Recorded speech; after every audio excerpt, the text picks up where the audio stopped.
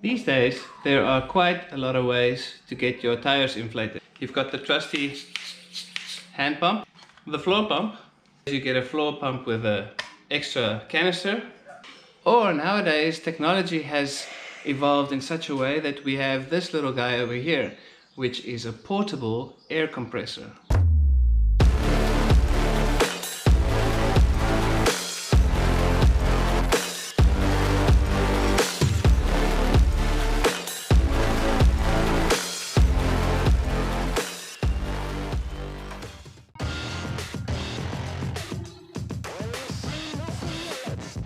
This item was purchased from Wish. With this purchase you get the pump itself with an operation manual, a charging cable, a flexible extension hose and some adapters for different applications. So you'll be able to pump up like a soccer ball or any inflatable ball. There's a little adapter for bigger fittings. Maybe you want to pump up a floaty for the swimming pool. And then there's an adapter that goes onto your Presta valve, so that you can use the pump to connect onto your mountain bike. Some say Presta is besta and Schrader sucks.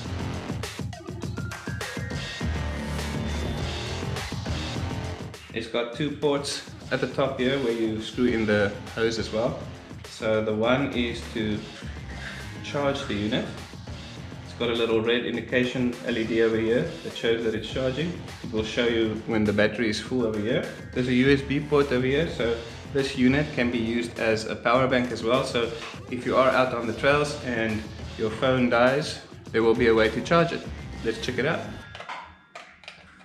Plug that in, the phone, and then I guess you just switch it on. There you go. You just switch the unit on and it acts as a power bank. Charges up the phone. I don't know how much charge it will give, but maybe just enough to make a call. It seems like it's only charging while the unit is on, but the unit switches off after a few seconds of not pressing a button, so there might be a setting that you need to change. I don't have the booklet, so I'm gonna have to look that up.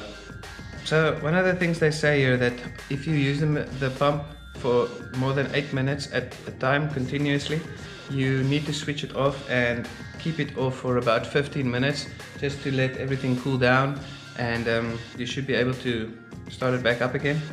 If you're not going to use the product regularly, they recommend that you do charge it up fully every 3 months. They say the product is rainproof, waterproof and impact proof. But I have to be honest, I think if this thing were to fall, let's say you're riding on your bicycle and it just falls out of your pocket, I don't think it's going to make that impact. If the unit is completely flat, it does say that it will take about 3 hours to charge it up fully. So this little pump is equipped with a 4000 milliamp hour battery. So for USB charging, you're not going to get a lot of bars on your battery, but like I said, in case of an emergency, you might just be able to make that call that you really need to make in that situation. It is quite bulky, so wearing it in the back pocket of your cycling shirt, it's probably going to feel a little weird. So if you do have a backpack, that probably will be fine. This unit, they say, weighs up to 380 grams. So at the end of the day, if you are a weight weenie, this is not for you. You won't be cycling with a portable air compressor, pump, whatever you want to call it. For convenience sake, maybe you're on a group ride, you've got a backpack, maybe a few water bottles, something to eat, then for sure I will throw one of these in there, and if it's fully charged, everybody's gonna enjoy pumping up their wheels if there is a situation. So by switching on the unit here in the middle, you hold it in and it comes on. You can decide on which unit you want to pump up, whatever you're pumping up. So by pressing this button here at the bottom, it will go to PSI, this is bar, kPa, and then kilograms per square centimeter, if you use that one. So you've got a little minus and a little plus over here, so you can set the pressure whichever you want to pump, and you can lower the pressure as well with the minus. And then there's a little light button over here that you can press and hold in. And there's a light here at the top as well. Not very bright, but in an emergency it might just do the trick. The top button over here, if you hold it in, it will switch on the LED light over here. But if you do a quick press, it will give you a preset value for pumping up a ball, pumping up a tire for a motorbike, and even a pressure for a car tire. Let's just see if we do set it up to a pressure. When you start it up, it's gonna...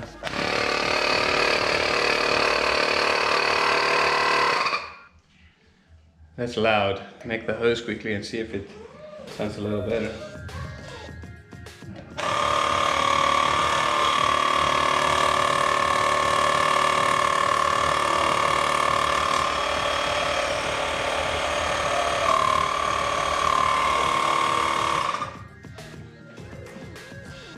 I think it's gonna work. So obviously this is not a very cheap item to buy, so I want to test if it actually works and if it's worth the money. And we're gonna start off with a kid's bike. Small wheel, shouldn't be too difficult. So let's check it out.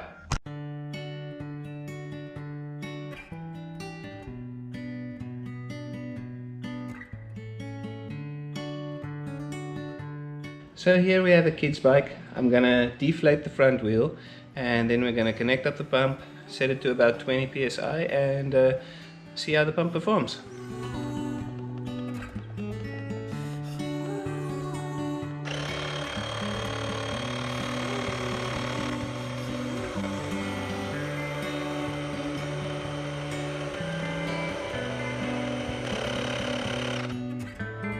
Okay, so this is a 16-inch wheel. It took just a little over a minute to inflate the wheel up to 20 psi, so that's not bad.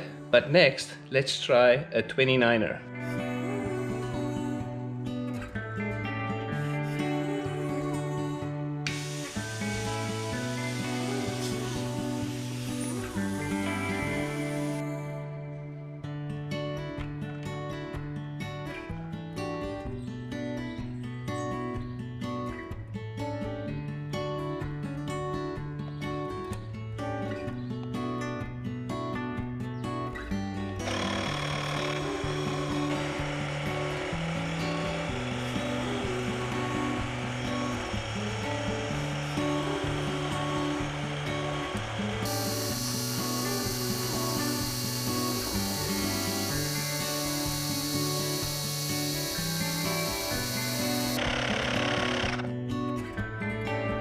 Okay, so the 29er took just a little over 3 minutes to inflate all the way up to 24 psi from being completely flat. But I think the big question is, will the pump be powerful enough that if the tire beads are unseated to the rim to reseat the tire beads back into the rim? I think we might struggle with that one. But let's test it.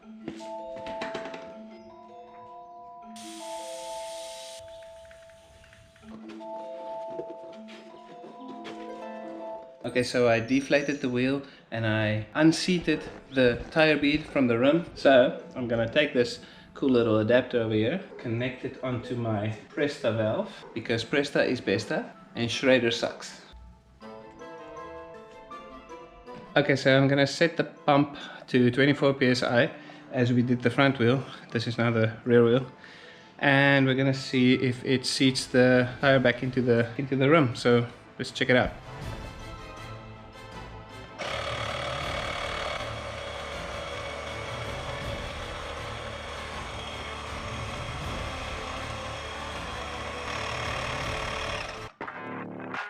So it looks like if it battles to start taking pressure, then it switches off by itself, maybe to save the battery or, you know, to save the pump from maybe burning up. But yeah, it doesn't seem to have the power to do that. Maybe if you've got more rim tape onto the rim. But let's just connect up the normal compressor that you use for your car and we'll see how that performs in this same type of scenario. this little guy, and we're gonna screw this onto the valve. I've got the normal car air compressor connected, and we're gonna just start it up and see how that one performs. It's the option that I usually choose to do it quicker than you would do with a normal air pump or flow pump.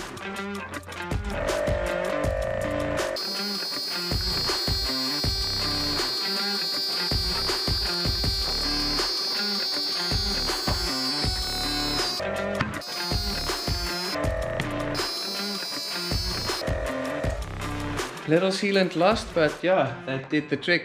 It takes a little longer than it usually does, but yeah, eventually. So I guess some of you watching the video are not mountain bikers, and you don't care about pumping up a mountain bike wheel or seating the tire or whatever. So we're gonna test this guy on a car wheel and see how it performs. Wait.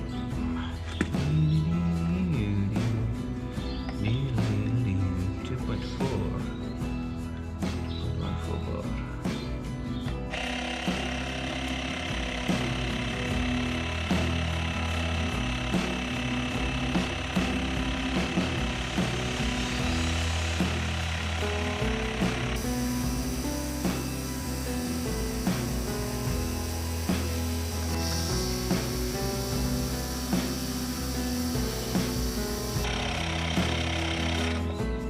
So it just takes very long, but it pumped it up from 2.1 to 2.4 and it did it. So I guess it works for cars as well.